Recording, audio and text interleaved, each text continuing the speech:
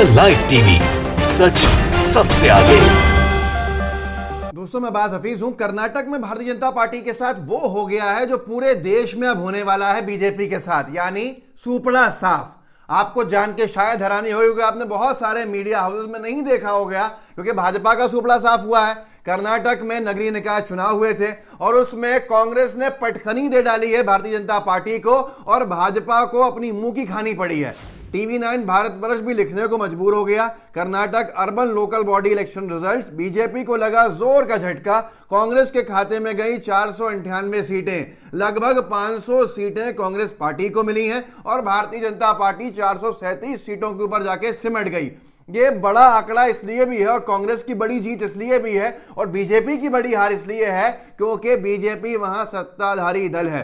और भारतीय राजनीति में यह कहा जाता है कि जिस राज्य में जिसकी सरकार होती है, जिस पार्टी की, नगरीय निकाय पंचायत चुनाव के जो परिणाम होते हैं, लोकल बॉडी इलेक्शन जिन्हें कहते हैं, वो ज्यादा सत्ताधारी दल की तरफ ही जाते हैं। उनका रुझान जो होता है वो गवर्नमेंट जिसकी होती है उसकी तरफ जाता है। लेकिन जब सत्ताधारी दल से नाराज होती है जनता तो लोकल बॉडी इलेक्शंस के परिणाम पलट जाते हैं, जो भारतीय जनता पार्टी के साथ कर्नाटक में हुआ है। इतना बड़ा सुपड़ा साफ हुआ है, ये बड़े बड़े वादे दावे थे बीजेपी के जो सीधे सीधे धराशायी हो गए।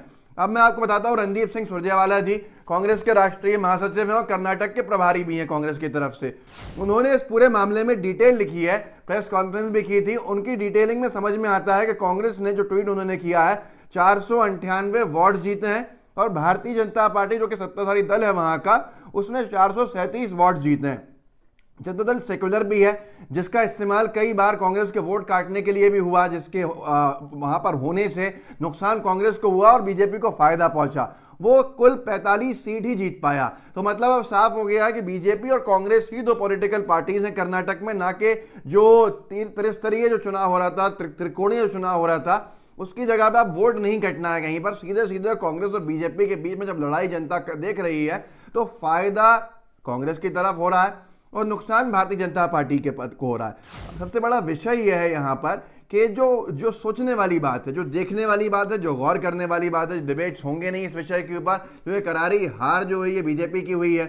तो मैं जो कह रहा हूं कि सोचने वाला विषय ये है कि बीजेपी को अब और डर सताने लगा है कि पूरे देश भर में उसके खिलाफ माहौल बन गया है। आने वाले 5 राज्यों के चुनाव में जहां ज्यादातर सरकारें बीजेपी की हैं, वो सरकारें भी अब हाथ से निकलती दिख रही हैं। उसके लिए क्या कार्यक्रम किए जा रहे हैं इस वीडियो के अंदर बताऊंगा मैं आपको, लेकिन थोड़ा वोट शेयर के ऊपर बात कर लें, क्योंकि रणदीप सिंह सुरजेवाला जी ने अगले ट्वीट के अंदर वोट शेयर को लेकर बात रखी है, जो और ज्यादा महत्वपूर्ण हो जाता है।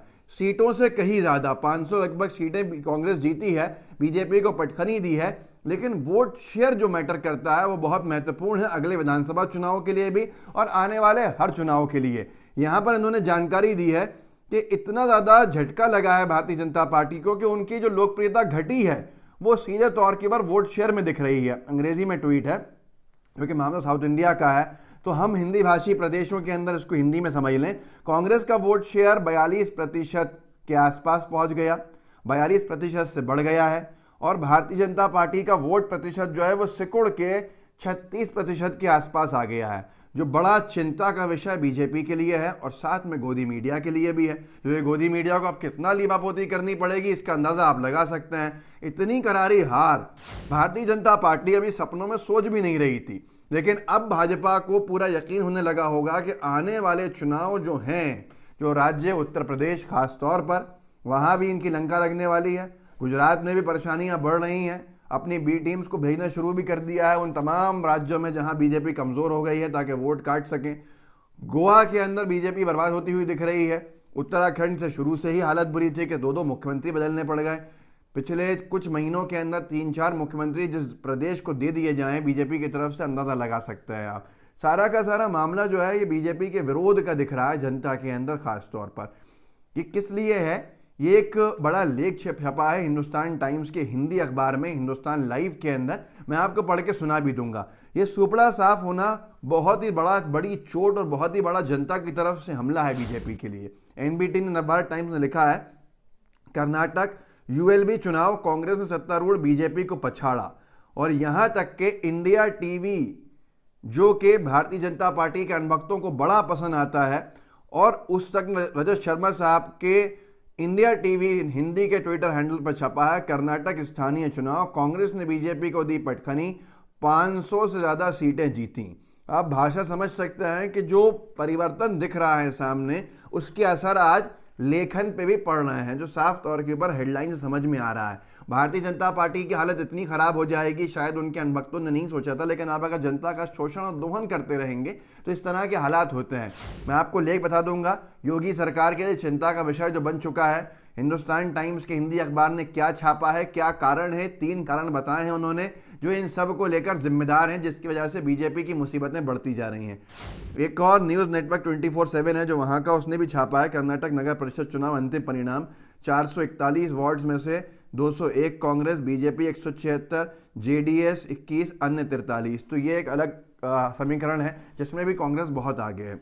अब यहाँ पर ये हालत जो हो रही है, ये ज़मीन पर दिख भी रही है।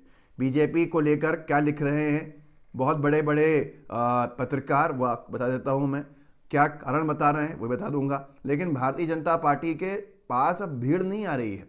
उत्तर प्रदेश में भी यही हाल होने वाला है, बीजेपी अच्छे से समझ गई। तभी सुब्रमण्यम स्वामी साहब कह रहे हैं, भविष्यवाणी कर रहे हैं ट्वीट करके, कि मैं बता रहा हूँ कि आप हैरान मत होइएगा अगर चुनाव को 6 महीने के लिए रद्द कर दिया जाए और राष्ट्रपति शासन लगा दिया जाए यूपी के अंदर। तो लोगों ने कहा कि इसलिए बता रहे हैं ताकि बीजेपी को माहौल बनाने का मौका मिल जाए, अभी उनके पक्ष में माहौल नहीं है।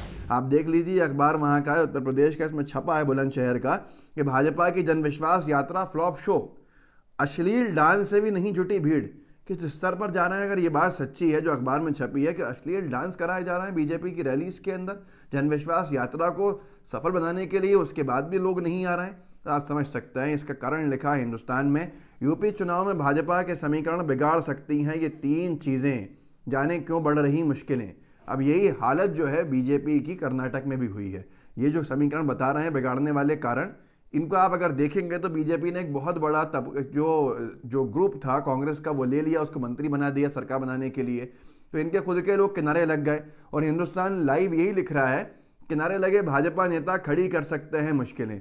जो उत्तर प्रदेश में किनारे लगे हैं भाजपा नेता, वो इनके खिलाफ काम कर रहे हैं। तो कर्नाटक में जो भाजपा नेता किनारे लगे होंगे वो भी इनके खिलाफ काम कर रहे होंगे। जनता पहले से खिलाफ, विपक्ष पहले से मजबूत होता चला जा रहा है और बीजेपी कमजोर होती चली जा रही है, क्योंकि उसके जो किनारे लगे नेता हैं वो भी उसके ऊपर हमलावर हो रहा है।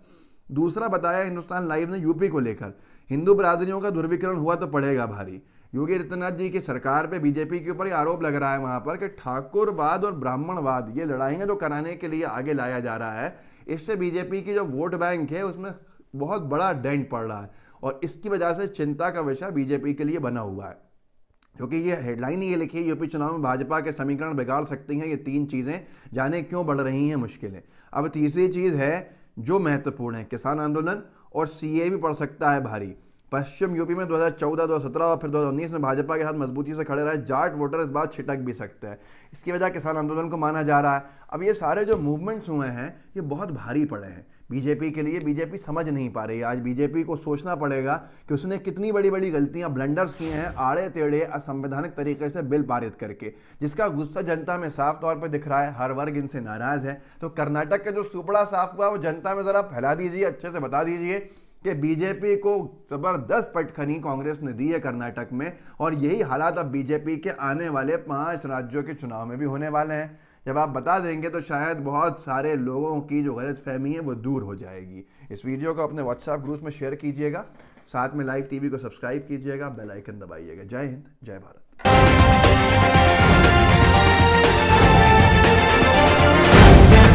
द लाइव टीवी, सच सबसे आगे।